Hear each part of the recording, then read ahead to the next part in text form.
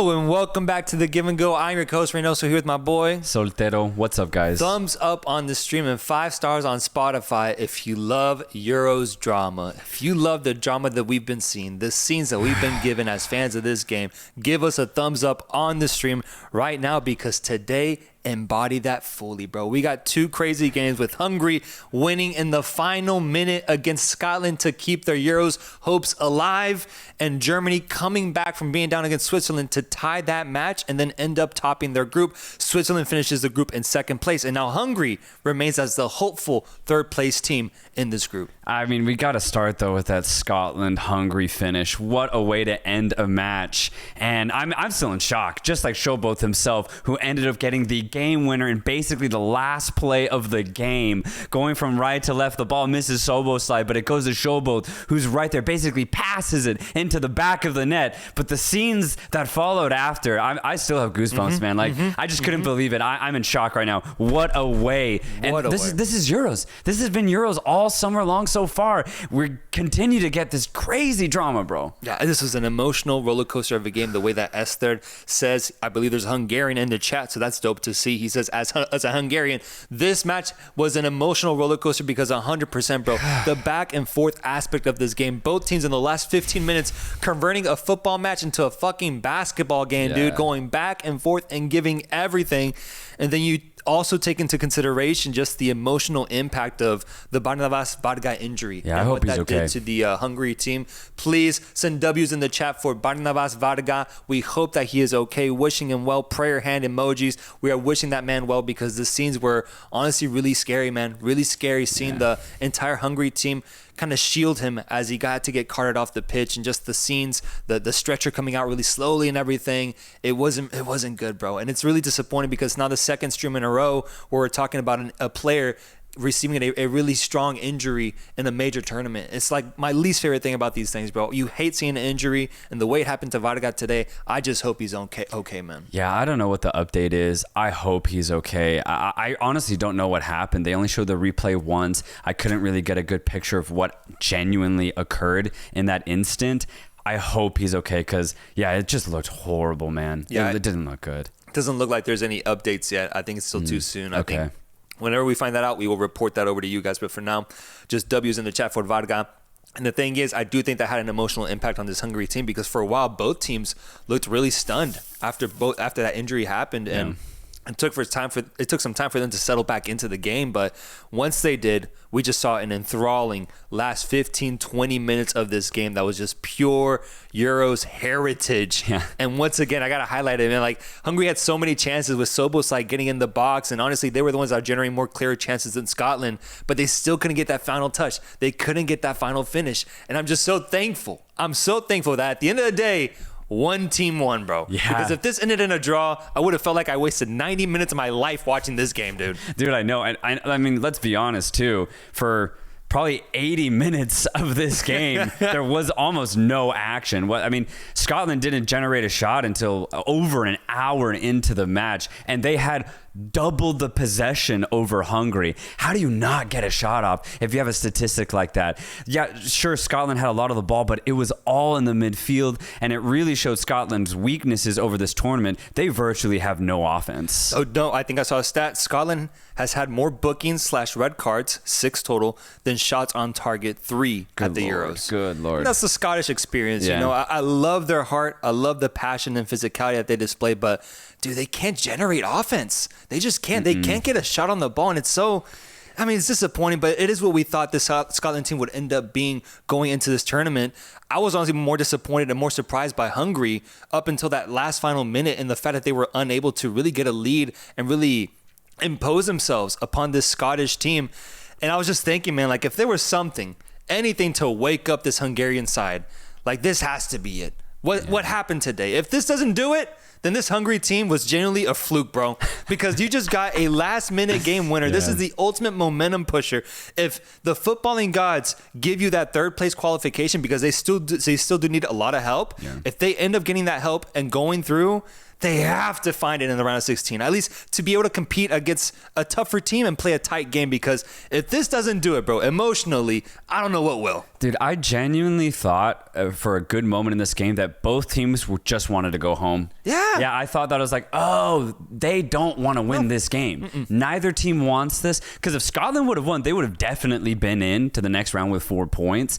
But I genuinely thought that both teams wanted to go home knowing that they probably wouldn't get past a round of 16. So they're just like, hey, let's get off early, boys. let's go on summer vacation right now, because neither team wanted it. But finally, in the last 15 minutes of this match, Szoboszlai started getting more on the ball. Yes. Hungary finally committed more men forward, and so did Scotland as well. Scotland had several crosses in the box that bobbled a bit and found some Scottish players in dangerous positions, but for the most part, there was always a Hungarian defender to cut it out. So that's what kept Hungary in the game. Scotland just really didn't have any other offenders to be dangerous, to be threatening. John McGinn was the only good player, in my opinion, going forward. He eventually ran out of gas, and so Andy Robertson goes off. Scotland just didn't have anybody to bring on. They're also, have a lot of injuries as well. So Scotland gave it their all, I guess, at the end of the day. Hungary did too, but the way this ended, I agree. This has to wake this Hungary team up. It has to. And I think Szoboszlai, the way that he reacted at the end, like, hopefully he'll be like, all right, let's do something about this. We've been fucking around too long. Yeah. We're through to round 16. Like, guys, please, can we play the way we did in 2023? Is that what we can? It. Can we just play? Can we just do that for 90 minutes, please? Because I think it's there for them if they can tap into it. So we'll see what happens. I see someone saying that reports are that Varga was, can you scroll up from producer? I saw a report from someone who says, German news says Varga was unconscious but could talk again on the way to the hospital. Okay, so at least he woke up. It sounds like it sounds like that might have happened. But Hanley getting bloody for his country. That man finished the game off with blood. Yeah. That's the thing. I think that represents the Scottish grit, the Scottish energy, the way that Hanley injected himself into this game. They all gave it their all. I just think the quality ultimately isn't there for them to really take it to these top teams in Europe and to show basically in every single one of their matches. Yeah, and no Ryan Christie in this match till very late in the game. And obviously their right wing back position is completely depleted. No Hickey, no Patterson. I do think a player like that would have helped in this match, but they don't have the quality going forward, and it definitely showed in this match. Yeah. So Scotland ends up getting eliminated. Hungary is still waiting to receive some help to decide if they go through, so we'll have to keep an eye on them. There is a couple of comments I've seen. I think Jacob, now GD Plasman, also saying Scotland were definitely robbed by the ref calls here. And I think they're talking about the penalty, the possible penalty where it was Armstrong who had just come on, got on the end of a ball, and there's contact, right, with the Hungarian defender. For me, you look at the instant, Armstrong is jumping in front of the Hungarian defender. And in that moment is when the contact is created. For me, if you're trying to shield the ball, you have to be grounded. You have to be 100% in possession. I don't think Armstrong is 100% in possession in that moment. So I think there's always allowable for more contact to be made. I think the contact is fair. I really do. If Armstrong was definitely on the ground, shielding the ball, and the player comes into his back fully, then it's a penalty.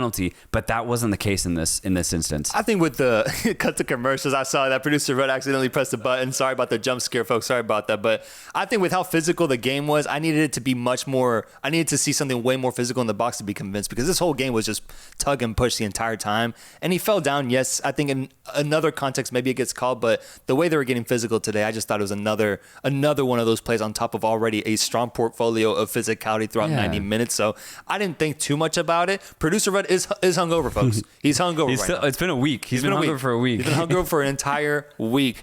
So as I said, Scotland gets eliminated. Hungary relying on help as they sit in third place. Let's go over to the last match, Germany versus Switzerland. We weren't really watching it because we were obviously eyes peeled on the Scotland-Hungary game, but we saw the goals, we saw the important moments, and it started off with Ndoye, the Swiss man, getting a goal to guide Switzerland to a lead and maintaining that lead for about 85 minutes until eventually my boy Fulkrug comes into the game for Kai Havertz and scores yet another goal for Germany to tie the match and remain on top. Honestly, the biggest narrative for me as I was checking in on that match was Is Germany trying to lose on purpose so they can avoid Spain in that quarterfinal matchup the way that we talked about the other day? Seems like ultimately it doesn't matter. They're going to face whoever they get put in front of them, and they end up getting the tie, getting the draw, and seeing themselves top this group. Yeah, I think this was important that Germany got a result here. You just don't want to have a loss on your resume in this tournament. I think it would have deflated some of the fans. It would have deflated me thinking that Germany could get to the final. So I think getting this result and having a really nice finish from Füllkrug to do it as well, super positive for Germany going forward. I still have them going all the way to the final, but Switzerland once again showing that they are going to be very, very difficult to beat in this tournament. So that's also exciting from that Swiss perspective. Yeah, and it also sounds like Havertz was on the pitch when Füllkrug scored, so that's on me. That's on me. I think my Havertz agenda has been revealed. It has been exposed, but you guys are right. He was on the pitch. Germany ends up tying the game, and now what I was looking at is who does Switzerland face in the round 16 since they finished in second place? They face second place in Group B. So Italy, Albania, or Croatia is who Switzerland will get matched up against. That's winnable. It's winnable. It is winnable, and it looks like I would think most likely it's going to be Italy because Albania is playing Spain and Italy is playing a beat down Croatian side right now. Yeah, whether it's Italy or I don't know, maybe somehow Croatia, right? I think Switzerland, honestly, I'd have them as favorites going into either of those matches. And Dan N'Doye finally getting his goal, by the way, and it was a really good finish as well. And I'm really happy about that because he had threatened so much in the first two games. He finally gets his first goal for Switzerland, and it's very much deserved. Switzerland looks so good. And Bolo too, getting the start and putting in some really good minutes as well. So Switzerland, very excited to see what they do in this next stage. Yeah, we got some interesting comments. Stormcrow says the referee was paid with all that money from those rich-ass Swiss banks. Clear penalty. And then there's someone who says, Manuela says, Germany should have won, but the referee. So who is the referee in favor for here? I don't know. We missed most of the game, so I really don't know the nuances of this match, but it sounds like the referees might have gotten involved. Shaka was amazing. Chris Vergara says nephew played very well today. N'Doye, Füllkrug should start 2 goals, and he hasn't started. I agree with you, my friend, but we discussed that the other day. We'll see what Nagelsmann does going forward. And then, Captain Crunch Guy coming in through for us saying the ref was good. So ultimately, okay. I guess I don't know. People's biases are coming in the way. I don't know. Yeah, I don't know. I can't tell based off of these comments. I can't multitask, guys. So I can only watch one game at a time, realistically. One game. So Germany tops Group A, Switzerland in second, Hungary in third, Scotland in fourth. Let's do a quick goal of the day. Who gets the goal of the day? It has to be the game winner for Hungary. No, just because of the scenes. Oh my God, dude. Yes. I think Shovoth was actually crying a little bit after he scored that goal. He blacked out, man. Yeah. It was so beautiful to see. And just the way it was also in that Hungarian end, he takes off his jersey. Scenes, absolute scenes for Hungary.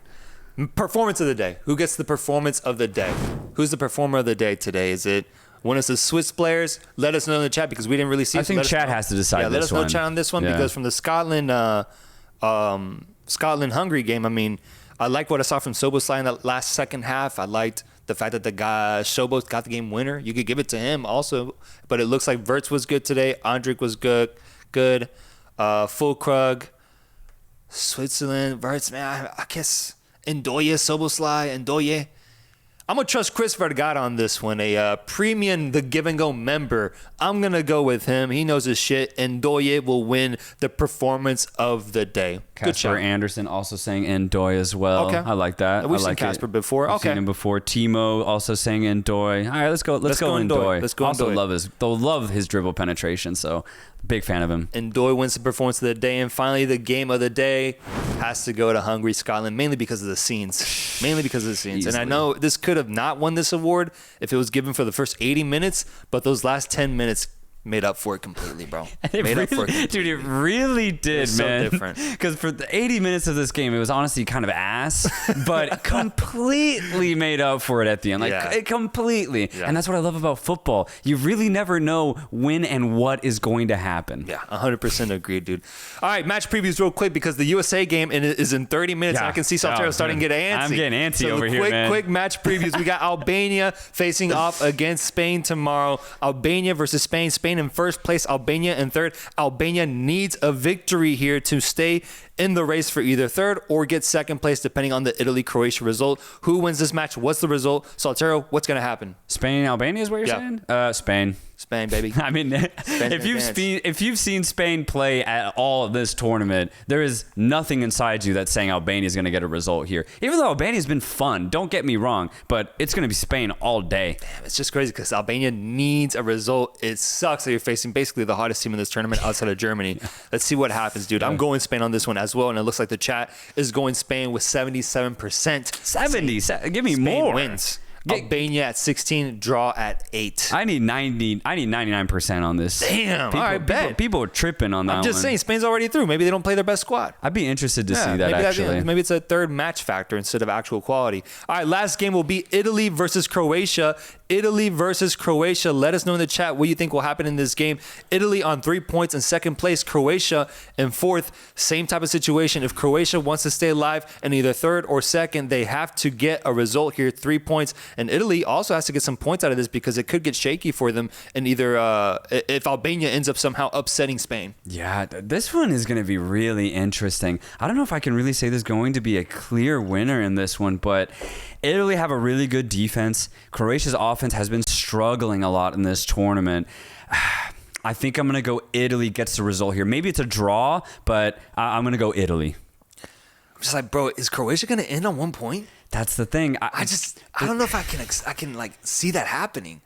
But it would be a signifier of a dark time for this Croatian team, or at least not dark, but the end of a really bright time for this Croatian side if they end on 1 point, man. I will say Italy don't look that convincing. Mm-hmm. Their offense is definitely struggling. Mm-hmm. Chiesa has not had a lot of joy in this tournament. His partner striker Scamacca has been all right. You know, he hasn't been that good. Fratessi's been average, so there's not a lot of creation in the midfield for Italy. Croatia will definitely take advantage of that. But Croatia's also just been wishy-washy in this tournament, man. Here's a simple question for you in the chat, because we saw Spain completely dominate Italy in terms of possession. Spain completely dominate Croatia in terms of possession. Who has more possession in this game, Italy or Croatia? I would actually say Croatia, but it might be an instant today where like Scotland may have a lot of possession, but do they do anything with it? Obviously, Croatia have genuine threat on the attack, though. I think that's what's going to make this game very interesting. Croatia definitely won't go down without a fight, though. They have players to hurt Italy. I'm just wondering, can they break down that Italian defense? I don't know. I don't know, man. This one's really tough. The chat has it at 50%. 50% Italy, 27% Croatia, 21% draw. I think that's fair. That's honestly what my brain's saying. Like, I don't think there's a clear favorite here. Yeah, Diego Garcia says Croatia only because of old man Modric. Ochi says Croatia always clutches. Not gonna lie, that's what I'm saying. I'm like, Croatia's known to be really clutch. Yeah, this is it though. This is it. Can they do it? I'm actually excited to see. I'm excited to see. Is that the game to watch tomorrow over Spain, Albania? Yeah, I'm going to be watching Croatia, Italy all day. And honestly, I'll be rooting for Croatia just because, they have players that I really like to watch. I'm rooting for scenes once again, man. I want scenes. Scenes when Modric scores a last-minute banger, says Agent Ronaldo. That's where I'm at. I want to see some shit like that. Yeah. I want to see some shit like that. Guys, we got to go. USA plays in 30 minutes, and we'll be back for a crazy live stream. Although we will acknowledge this last super chat from Alberto Cadena. He says, off topic, sorry. I just want to give the Give and Go team a shout out for the work you guys have been putting in. Love y'all. Shout out producer Rudd. That's all love right there, man. Hell yeah, man. Thank you. Appreciate that, Alberto, man. For real. Means a lot. We're putting that work in. We finally got over 8 hours of sleep today. Thank God. So we're fresh. We're feeling good. And it starts with the Copa America coverage tonight. USA, Bolivia, Uruguay, Panama is going to be nuts. So it's going to be nuts. So we'll see you guys soon for that. And let's go USA. Let's go USA, baby. Come on. Let's go Bolivia. Peace, guys.